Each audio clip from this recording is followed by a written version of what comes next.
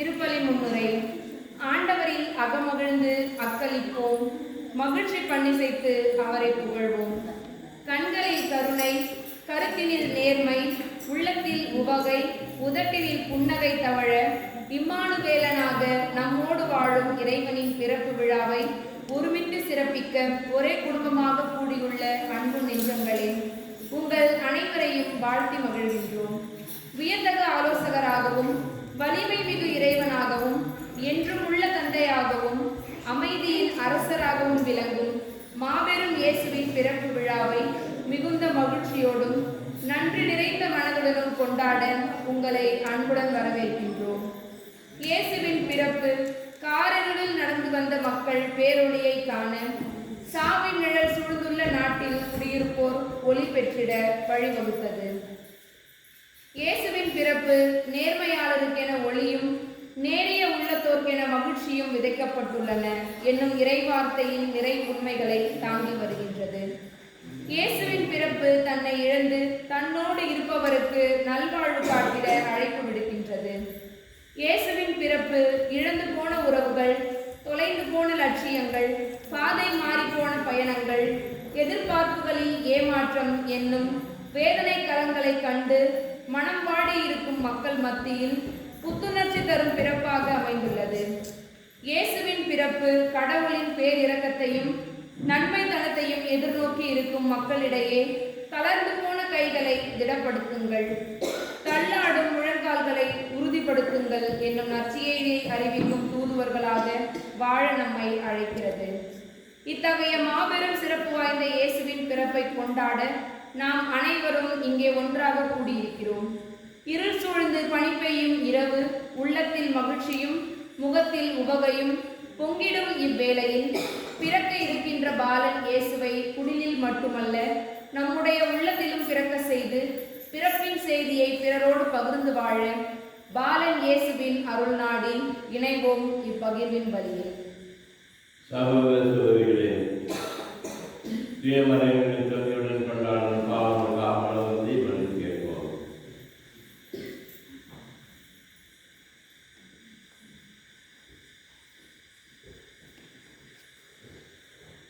உலகம் இவர் வரை பெற்றாகவே இறக்கமாயிரம், ஆண்டவரே இறக்கமாயிரம், ஆவிகளை தேடி வந்து கிறிஸ்துவே இறக்கமாயிரம், கிறிஸ்துவே இறக்கமாயிரம், தந்தையின் வலப்பக்க வீட்டில் எங்களுக்கு காப்பது பேசுகின்ற ஆண்டவரே இறக்கமாயிரம், ஆண்டவரே இறக்கமாயிரம், எல்லா நிலைகளையும் நம்பி இறக்கம் வைத்துள்ள பாவனை மன்னித்து நம்மை வாழ்வு கழித்து செல்வராக. பாடி அந்த பாடலை பாடி பாவம் இயேசு குறித்து பிறக்கின்றார் என்ற உண்மையை உணர்ந்து இந்த தெய்வீக குழந்தையை நம்முடைய இதயங்களில் மனது வரவேற்போம், அவரை மண்டியிட்டு ஆராதிப்போம்.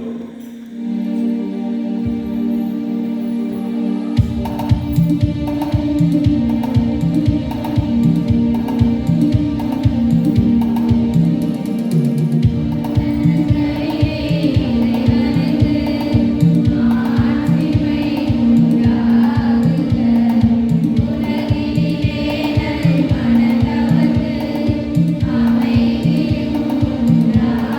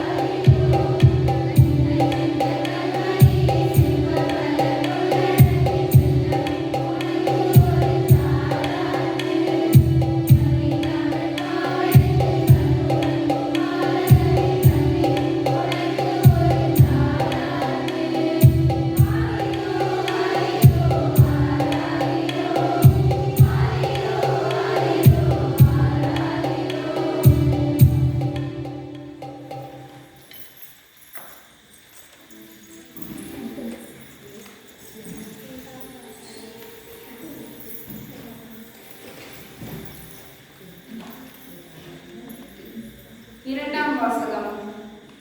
மனிதர் அனைவருக்கும் கடவுளின் அருள் வெளிப்பட்டுள்ளது. திருத்தூதர் பவுல் தீத்துவுக்கு எழுதிய திருமுகத்திலிருந்து வாசகம். அதிகாரம் 2, இறை வார்த்தைகள் 11 முதல் 14 முடிய. மனிதர் அனைவருக்கும் மீட்பராம் கடவுளின் அருள் வெளிப்பட்டுள்ளது. நாம் இறைப்பற்றின்மையையும் உலகு சார்ந்த தீய நாட்டங்களையும் மறுத்து கட்டுப்பாட்டுடனும் நேர்மையுடனும் இறைப்பற்றுடனும் இம்மையில் வாழ இவ்வருளால் பயிற்சி பெறுகிறோம். மகிழ்ச்சியோடு எதிர்நோக்கி இருப்பது நிறைவேறும் என காத்திருக்கிறோம். நம் பெருமை மிக்க கடவுளும் மீட்பரும் ஆகிய இயேசு கிறிஸ்துவின் மாட்சி வெளிப்பட போகிறது. அவர் நம்மை எல்லா நெறிகேடுகளிலிருந்தும் மீட்டு நற்செயல்களில் ஆர்வமுள்ள தமக்குரிய மக்களாக தூய்மைப்படுத்த தம்மையே ஒப்படைத்தார். இது ஆண்டவர் வழங்கும் அருள்வாக்கு.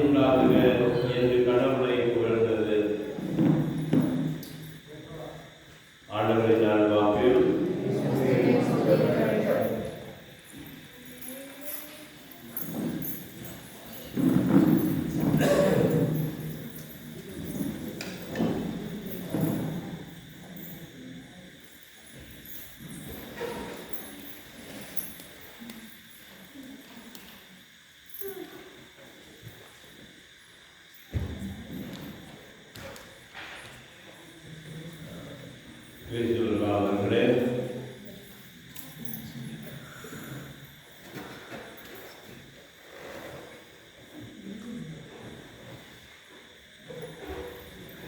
இயேசு மனு உருவெடுத்து நம்மிடையே பிறந்தார், நம்மில் ஒருவராக வாழ்ந்தார் என்ற உண்மையை இந்த மாபெரும் பெருவிழா நமக்கு எடுத்துரைக்கிறது. இயேசு கடவுளோடு கடவுளாக இறைவனோடு வாழ்ந்தவர், உலகத்தில் வாழ்ந்தவர். கடவுளின் விருப்பப்படி பாவத்தில் விழுந்த மனிதனை தூக்கிவிட அவனுக்கு மீட்பு கொடுக்க அவரும் இந்த உலகில் மனிதனாக பிறந்து மனிதரோடு வாழ்ந்து அவர்களுக்கு மீட்பளிக்கும் செய்தியையும் வழிமுறைகளையும் சொல்லிக் கொடுத்து இறுதியில் அவர்கள் இயேசுவின் இறப்பினால் உயிர்ப்பினால் புது வாழ்வு பெற வேண்டும் என்பது கடவுளுடைய திட்டம். ஆகவே தான் அந்த திட்டத்தை செயல்படுத்த கடவுள் தம்முடைய மகனை இவ்வுலகிற்கு அனுப்புகிறார். இந்த உலகிற்கு வந்த இயேசு சாதாரண ஒரு எளிய மனிதனாக வாழ திருவுளம் கொண்டார். தாவீதின் வம்சத்திலே அரச குடும்பத்திலே ஒரு அரச தகுதியோடு பிறந்த அவர் நம்முடைய அரசுமையை மறைத்துவிட்டு சாதாரண ஒரு ஏழை எளியவனாக உலகில் பெரும்பாலான ஏழை மக்களில் ஒருவராக வாழ்வதற்காக அவர் மனித உருவை காண்கிறார். அதை ஏதோ அரண்மனையில் பிறக்கவில்லை, மாறாக பெரும்பாலான மக்கள் வாழக்கூடிய சாதாரண எளிய நிலையிலே ஒரு குடிசையிலே மாற்றுத் தொழுவத்திலே அவர் பிறக்கின்றார். அவ்வாறு பிறக்கும்போது அதனுடைய அர்த்தம் என்ன? நம்முடைய பாவத்தை அழிப்பதற்காக வந்த இயேசு நம்மோடு ஒரு மனிதனாக அவர் வாழ்வதை பார்க்கிறோம். ஏராளமான மக்கள் இந்த உலகிலே முக்கால்வாசி மக்கள் பெரும் ஏழைகளாகத்தான் இருக்கிறார். ஒருவேளை உணவு கூட வழி இல்லாதவர்கள் பலர். அப்படிப்பட்ட நிலையில் இந்த எளிய நிலையிலே இயேசு வந்து பிறந்து நம்முடைய ஏழ்மையிலும் எளிமையிலும் பங்கேற்று நம்மை கடவுளிடம் சில வழி உண்டு என்று காட்டி அதை வாழ்ந்து அதை பிறகு போதித்து எப்படியெல்லாம் இருந்தால் நாம் கடவுளை போய் அடையலாம் என்று நமக்கு வழிகாட்டுகிறார். இதனால் தான் பாடத்தில் மரியாவுக்கு மங்களவார்த்தை சொன்னபோது அவருக்கு வெளிப்படுத்துவார், நீங்கள் அந்த குழந்தைக்கு இம்மானுவேல் என்று பெயரிடுவீர்கள். இம்மானுவேல் என்றால் கடவுள் நம்மோடு இருக்கிறார் என்றுதான். அத்தகைய ஒரு இம்மானுவேல் என்ற பெயரை இயேசு தாங்கியவராக மக்களிடையே வாழ்கிறார். அதாவது கடவுள் மனித நிலைக்கு இறங்கி வந்து மனிதனோடு ஒட்டி உறவாடி மனித வாழ்வில் பங்கேற்கின்றார். கடவுள் நம்மில் ஒருவராக இருந்து நம்மோடு வாழ்கிறார் என்பதைத்தான் அந்த பெயர் நமக்கு நினைவூட்டுகிறது. ஆகவே அந்த இயேசுவின் பிறப்பு என்பது கடவுள் மனிதனை தேடி வந்து மனிதனில் ஒருவராக, அது ஒரு சாதாரண ஏழை மனிதனாக பிறந்ததை கூறுகின்றது. இவ்வாறு பிறந்ததனால் நம்முடைய மனித வாழ்வை அவர் புனிதப்படுத்துகிறார். இயேசு பிறப்பு செய்தி ஏழை எளிய இடையர்களுக்கு அறிவிக்கப்படுகிறது. அதாவது வயல்களில் தங்கள் கிடையை காமல் பார்த்துக்கொண்டு உறங்காமல் விழித்துக் கொண்டு பேசிக்கொண்டு குளிர்காயம் கொண்டிருந்த அந்த இடையர்களுக்கு தான்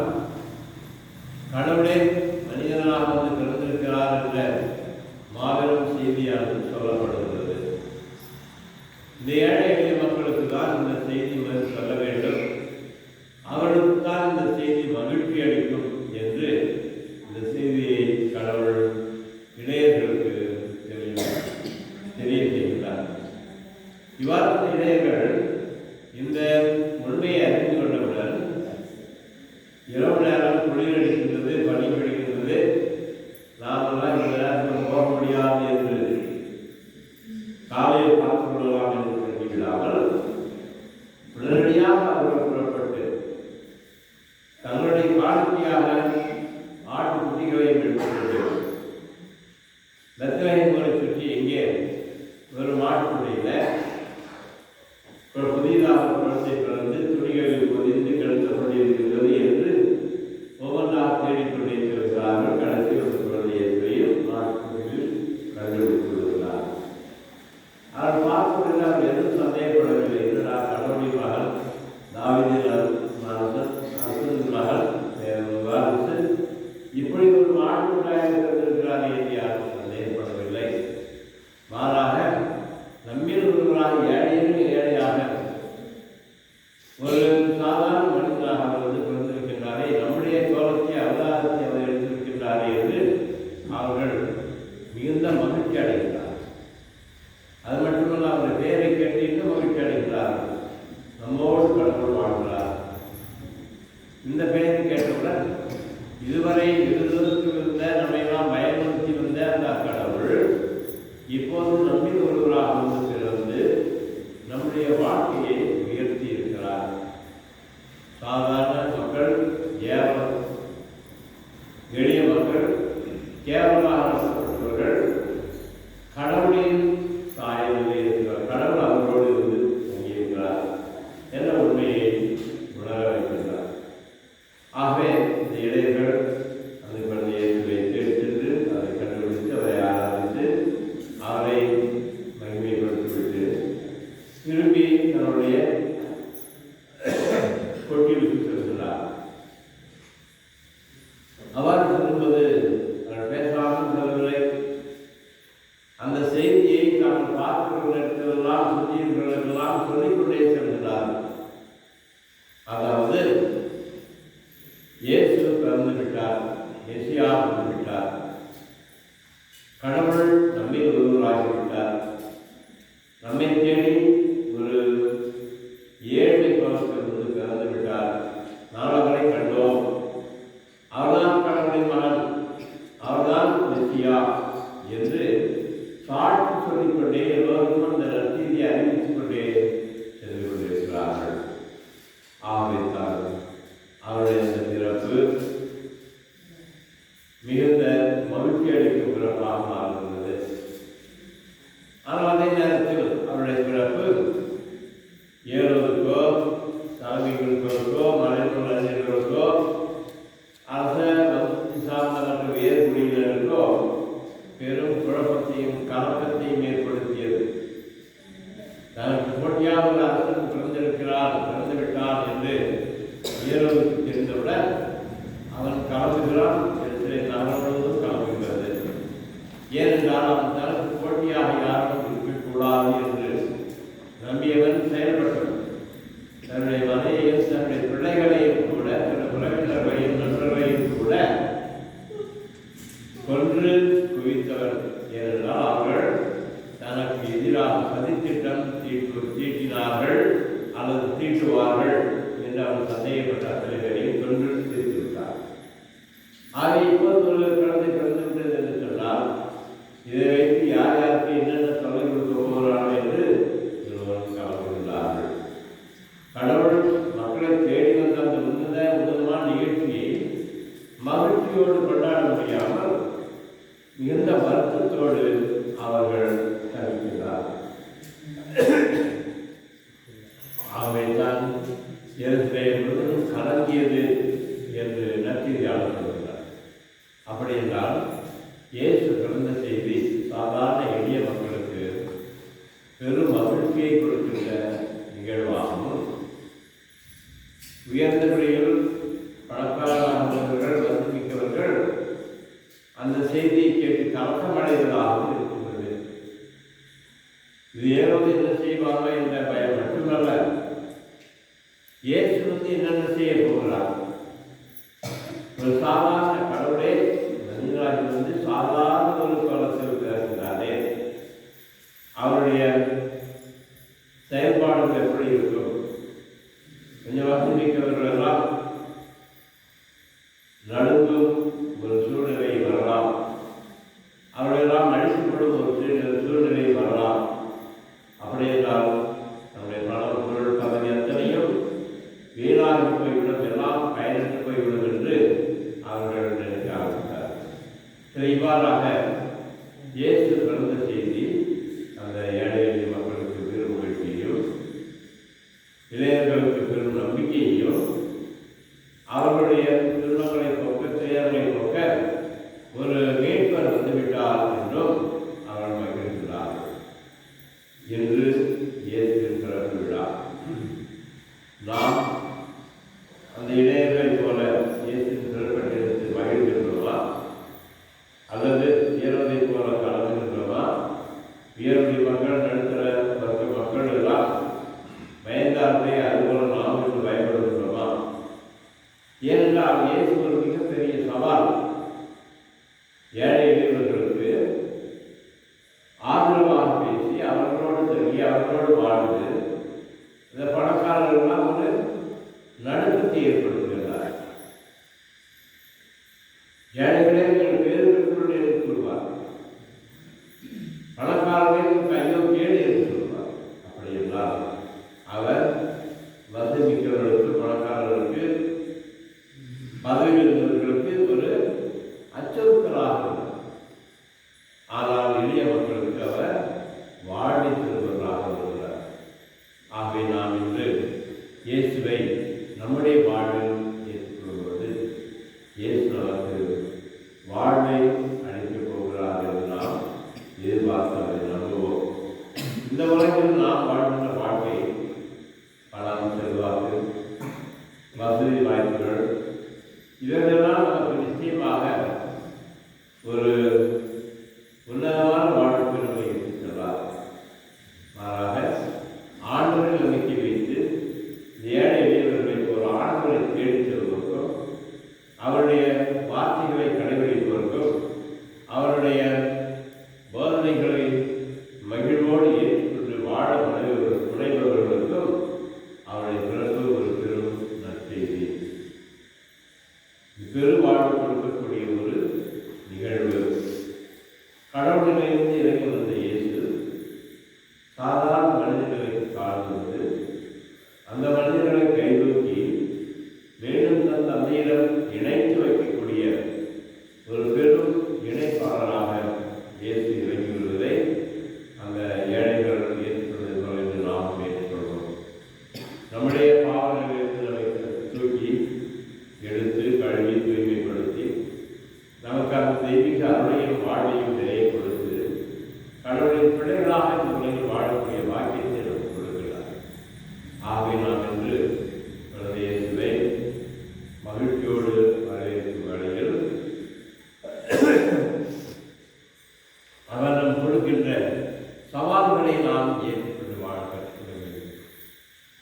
நீ இந்த உலக செல்வத்தை தேடிச் செல்லாதே, இந்த உலக வாழ்வில் மகிழ்ச்சியோடு வாழ தேடாதே. இந்த உலகத்தில் எப்படி அதிகாரம், பதவி இவற்றெல்லாம் பிடிப்பது, எப்படி செல்வாக்குள்ளவர்களாக வாழ்வது என்று தேடாதே. இயேசுவை போல சாதாரண மனிதனாக இருந்து கடவுளை நம்பி, கடவுளை தேடி, கடவுளால் வாழ்வு திருமணாக மாற வேண்டும். ஆகையினால் இயேசு சிறப்பை கொண்டாடும் வேளையில் இயேசு நம் கொண்டு வந்த அந்த தெய்வீக வாழ்வை, நிறை வாழ்வை, கடவுளோடு இணைந்து வாழக்கூடிய அந்த உன்னதமான வாழ்வை நாம் ஏற்றுக்கொள்ள வேண்டும். அதற்கேற்ப வாழ வேண்டும். வாழ்த்துவதற்கு சொன்ன அந்த செய்தியை நாம் கேட்டு நாம் மகிழ்வோடு அதை தேடித் தர வேண்டும். உன்னதங்களில் கடவுளுக்கு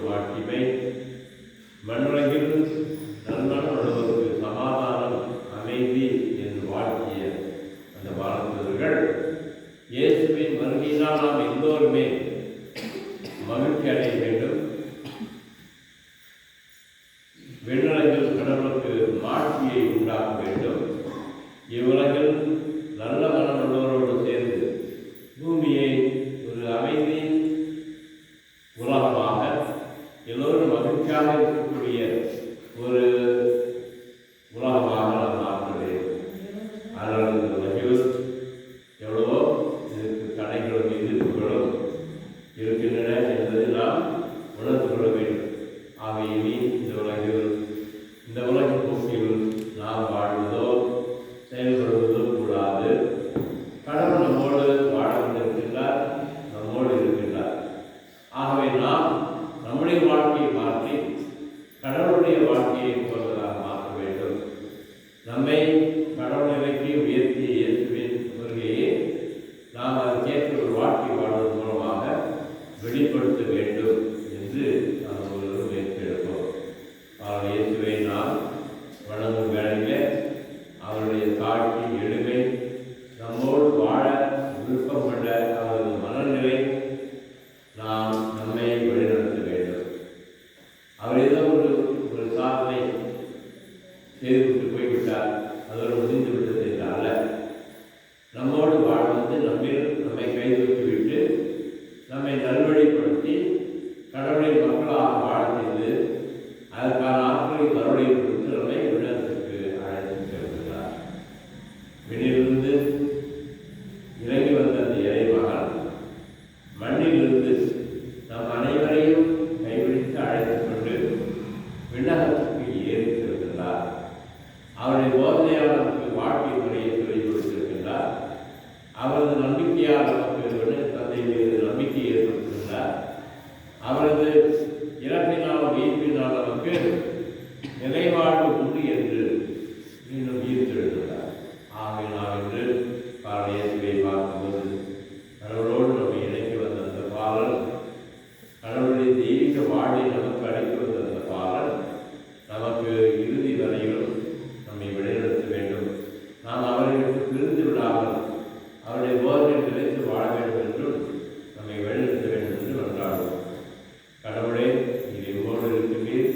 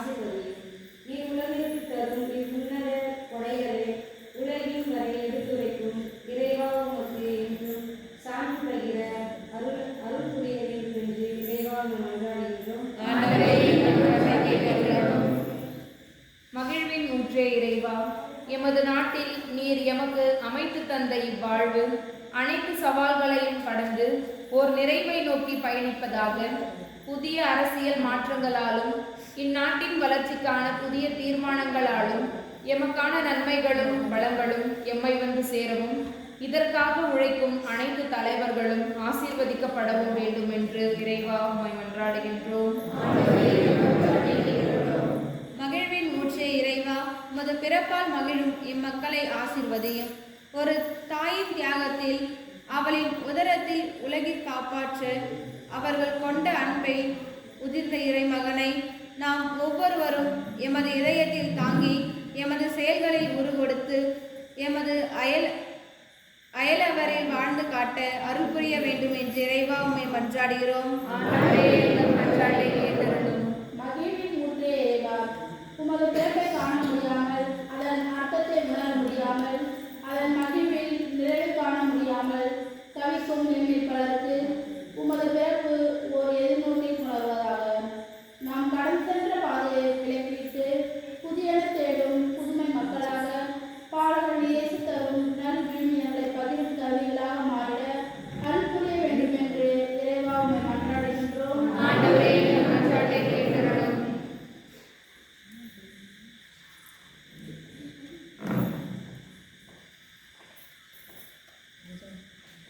அன்பை பகிர்ந்தளிக்கும் எம்மை தேடி வந்த அன்பு இறைவா, இந்த நல்ல நாளில் எமக்கு அடுத்திருப்போர்களின் தேவைகளை உணர்ந்து அவர்களுக்கு தேவையான அன்பு, ஆதரவும், அடக்கலமும், பொருளாதார வசதிகளை செய்த அர்த்தமுள்ளதாய் கொண்டாட வேண்டிய வரமருள் தர வேண்டும் என்று இறைவா உம்மை மன்றாடுகிறோம். எல்லா மக்களுக்கும் பெரும் மகிழ்ச்சியூட்டும் நற்செய்தியை வழங்கும் தந்தையே, இன்றைய திருப்பலியில் பங்கு கொள்ள முடியாமல் நோயுற்றோர், சிறைகளிலும் தனிமையிலும் வாடுவோர், குடும்ப பிரிவு துயருக்குள்ளோர், அகதி முகாம்களில் இருப்போர் அனைவர் மீதும் மனமிறங்கி அவர்களும் இன்றைய நாளின் மகிழ்வையும் ஆசியையும் பெற்று மகிழ செய்தருள வேண்டும் என்று இறைவா உம்மை மன்றாடுகிறோம். பாவம் போக்க தன் ஒரே மகனை உலகினுக்கு அனுப்பிய பரிசுத்தரே என் இறைவா, தீவிரவாதம், அடிமை நிலை, வன்முறை நிறைந்த இந்த உலகில் இயேசு கிறிஸ்துவின் பிறப்பு அடக்குமுறைகளை ஒடுக்கும் நல்லொளியாகி அவரது அரசாட்சி உலகம் எங்கும் ஆட்சி செய்ய அமைதியின் அரசர் வழியில் துன்புறும் மக்கள் அனைவரும் நல்லமைதியை கற்றடைய இறைவா உம்மை மன்றாடுகின்றோம்.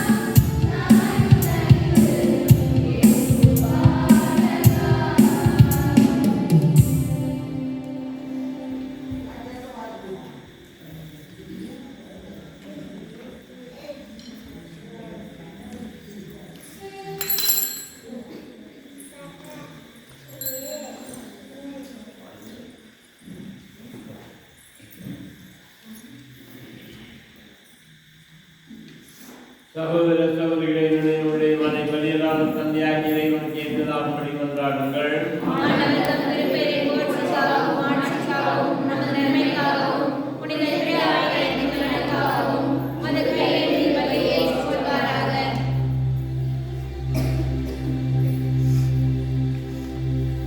ஆண்டவரே, இந்த திருநாளின் காணிக்கை வருவதனாய் அமையவுமை வேண்டுகின்றோம். அதனால் புனிதமிக்கவர்கள் பரிமாற்றத்தின் வழியாக கிறிஸ்துவின் சாயலினால் காணப்படவும் எங்கள் இயல்பு அவர்கள் வழியையும் அருள்வீராக. என்னிடம் வாழ்நாட்டில் அவர் வழியாக உம்மை மன்றாடுகின்றோம்.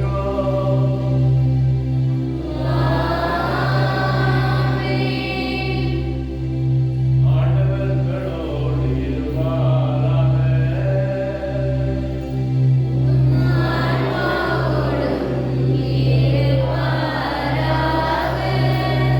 இறைவனை எழுப்புங்கள்.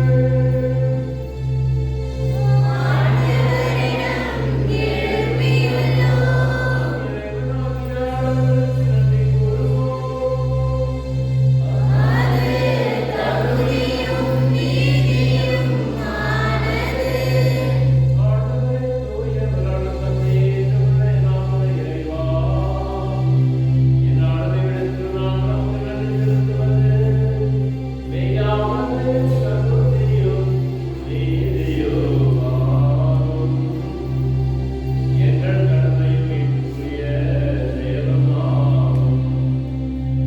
ஏனெனில் வாக்குப்படினாலான இந்த மனதின் வாயிலாக உமது நாட்டின் வழிகள் நலன்கள் புதிதாய் விளைவிக்கிறது. எனவே அவர்கள் நாங்கள் அவரை கண்கூடாய் காண்கின்றோம். அவர் வழியாகவே கண்காணாதவை மீது அன்பினால் நாங்கள் ஆட்கொள்ளப்படுகின்றோம். ஆகவே மாண்புமிகு ஆண்டவரோடும்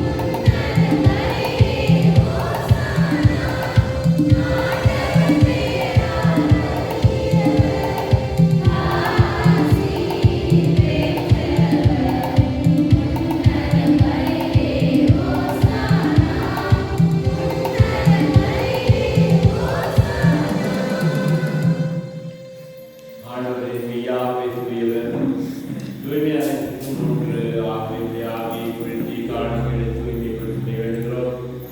இவ்வாறு நாளே கிறிஸ்துவின் உடலும் இரத்தமுமாக எங்களுக்கு இவை மாறுபடுவாக. அவர் பாடுபடவர்கள் தம்மை கையெழுத்தும் போது அப்பத்தை எடுத்து செலுத்தி அதை பிடித்தம் சிலருக்கு அளித்து அவர் கூறியதாவது: அனைவரும் இதிலிருந்து பெற்று உண்ணுங்கள்.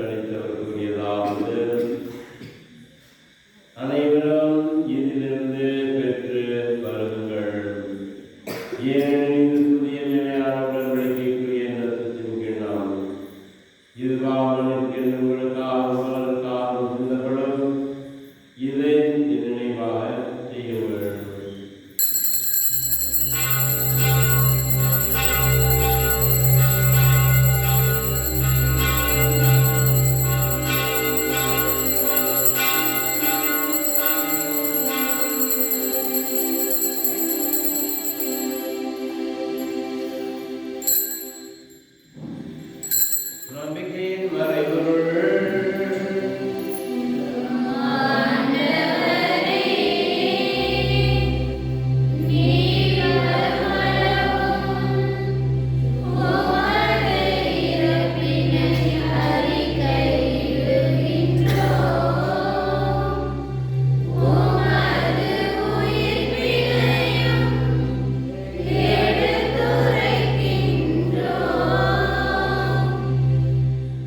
ஆகவே ஆண்டவரே,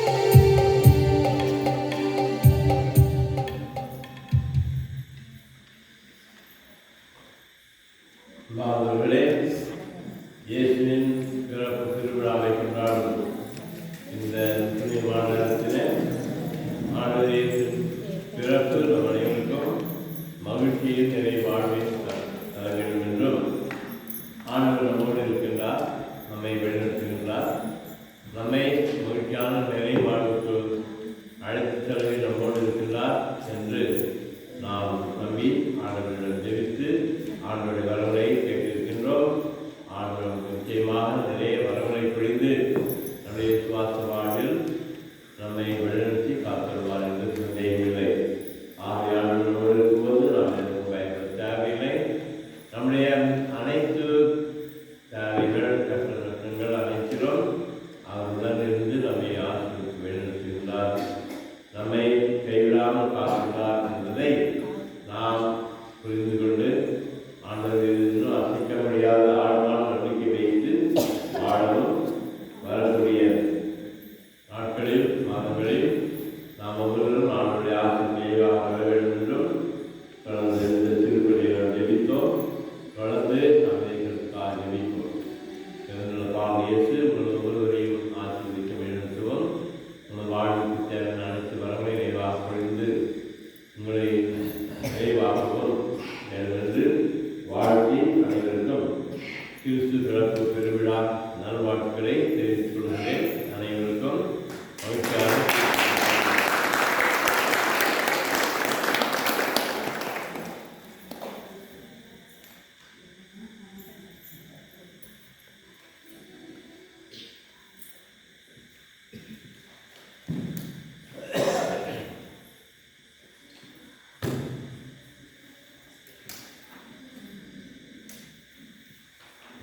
வந்து இந்த திருப்பதி சிறப்பிக்க பாடலுக்கு உதவி செய்த நம்முடைய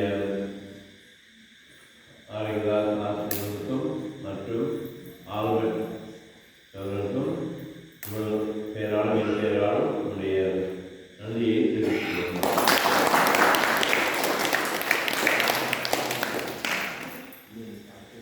தொடர்ந்து நீங்கள் நல்ல முறையில் மகிழ்ச்சியை பகிர்ந்து நிறைவாக வாழ ஒருவரோடு மகிழ்ச்சியை பகிர்ந்து கொள்ள ஆண்டு முழுவதும் சகோதர அன்பில் நாம் இணைந்து வாழ வேண்டியவர்களை பெற்று மகிழ்ச்சியோடு வாழ மீண்டும் ஒரு முறை வாழ்த்துகிறேன். எழுதிப்போம்.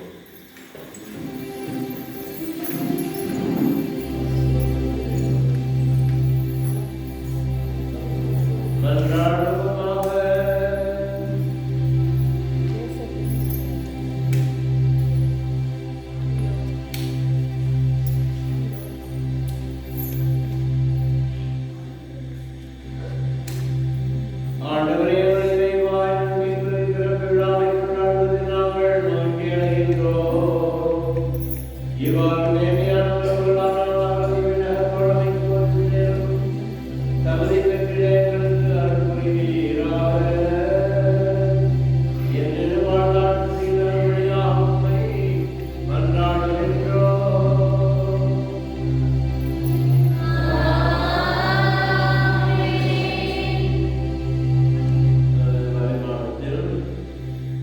முன்னாள் பதிவாளராக மிகச்சிறந்த தந்தையாக பல ஆண்டுகள் பணிபுரிந்த தந்தை நம்பிக்கைராஜ் அவர்கள் சேத்பட்டு மருத்துவமனையில் இருந்தார். நேற்று மாலை 6:30 மணி அளவில் அவர் இறந்துவிட்டார் என்ற செய்தி கிடைத்தது. அவருடைய நல்லடக்கமானது 26ஆம் தேதி வியாழக்கிழமை காலை 11 மணிக்கு வேலூர் பேராலயத்தில் நடைபெற இருக்கிறது. நாட்டுக்கோயில் கட்டினவர்கள் அந்த திருத்தத்தை உருவாக்கியவர், பல்வேறு இடங்களில் பல சிறப்பான பணிகளை ஆற்றியவர், மிகவும் சிறந்த ஒரு மிஷனரி பணியாளர். அவர் இப்போது 79 வயதிலே இறந்திருக்கின்றார். அவருக்காக நாம் நிச்சயமாக